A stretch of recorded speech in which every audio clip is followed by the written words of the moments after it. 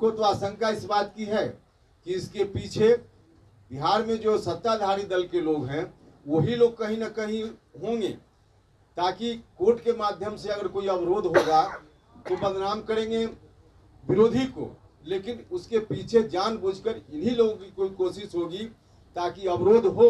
और नमस्कार, आप लाइव सीरीज देख रहे हैं, आपके साथ मैं हूं वसीम खान। देखिए, बिहार में आरक्षण का दायरा तो बढ़ गया है, मगर लागू ना हो और इसका लाभ लोगों तक ना पहुंचे, जिसके लिए राजद और जेडीयू बड़ी साजिश रच रही है। ऐसा हम बिल्कुल नहीं कह रहे हैं, ऐसा उपेंद्र कुशवाहा कह रहे हैं। देखिए, मामला कोर्ट तक चला गया है। उपेंद्र कुशवाहा को ही सुनिए आखिर क्या कुछ कह रहे हैं। देखिए, जेडीयू और आरजेडी के लोग तो शुरू से इस बात के प्रयास में हैं, इन लोगों की मंशा अब तक रही है कि आरक्षण का जो जहां से प्रस्ताव शुरू हुआ और जहां तक परिणति गई, इसमें कहीं कोई बाधा खड़ा करे ताकि हम इसी को इशू बनाकर जनता के बीच चले जाएं कि देखिए हम तो देना चाहते हैं। अब इन लोगों को कहीं मौका नहीं मिला। सभी पार्टी के लोगों ने, भारतीय जनता पार्टी सहित विपक्ष में बड़ी पार्टी बीजेपी है हाउस में, सब लोगों ने मिलकर इसका समर्थन किया। जब बिल आया विधानसभा और विधान परिषद में, और महामहिम ने 1 मिनट देर नहीं की, तुरंत सिग्नेचर कर दिया।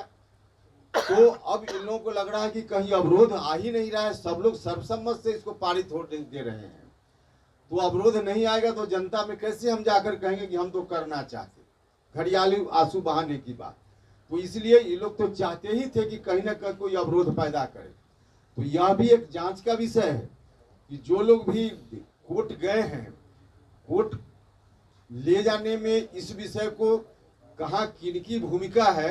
हमको तो आशंका इस बात की है कि इसके पीछे बिहार में जो सत्ताधारी दल के लोग हैं वही लोग कहीं ना कहीं होंगे, ताकि कोर्ट के माध्यम से अगर कोई अवरोध होगा तो बदनाम करेंगे विरोधी को, लेकिन उसके पीछे जानबूझकर इन्हीं लोगों की कोई कोशिश होगी ताकि अवरोध हो और हमको मौका मिले जनता के बीच आंदोलन करने। तो इस बात की कोशिश हो सकती है और इसकी साजिश हमको तो लगता है कि ऐसा होगा। इसी बुनियाद पर जनता दल यूनाइटेड खड़ा ही हुआ था। 2005 के पहले जो आतंक पाखंड पूरे बिहार में चल रहा था, उस आतंक पाखंड को हटाएंगे, इसी के आधार पे जेडीयू का निर्माण हुआ था। और दुख इस बात का है कि नीतीश जी फिर से बिहार को, जो लोग उस समय के आतंक पाखंड के जिम्मेवार थे, उन्हीं के हाथ में सौंपने का निर्णय कर चुके हैं। तो नीतीश जी फिर से वही बिहार को ले जाना चाह रहे हैं।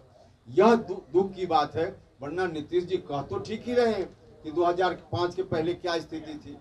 अब उसी स्थिति को नीतीश जी फिर से लाने में लग गए हैं, यह दुर्भाग्य की बात है।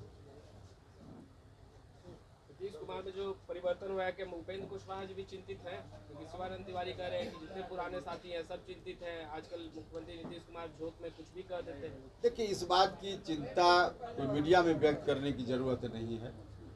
यह पक्ष अलग है, जो राजनीति से अलग का पक्ष है, व्यक्तिगत पक्ष है, पॉलिटिक्स का यह पक्ष नहीं है। इसलिए उसकी चर्चा हम मीडिया में करें, जो राजनीतिक बात होगी उसकी चर्चा करेंगे, बाकी व्यक्तिगत किसी का जीवन है उसकी चर्चा नहीं करेंगे। तो आपने सुना, उपेंद्र कुशवाहा को स्पष्ट रूप से कहते नजर आ रहे हैं कि मंशा साफ नहीं है।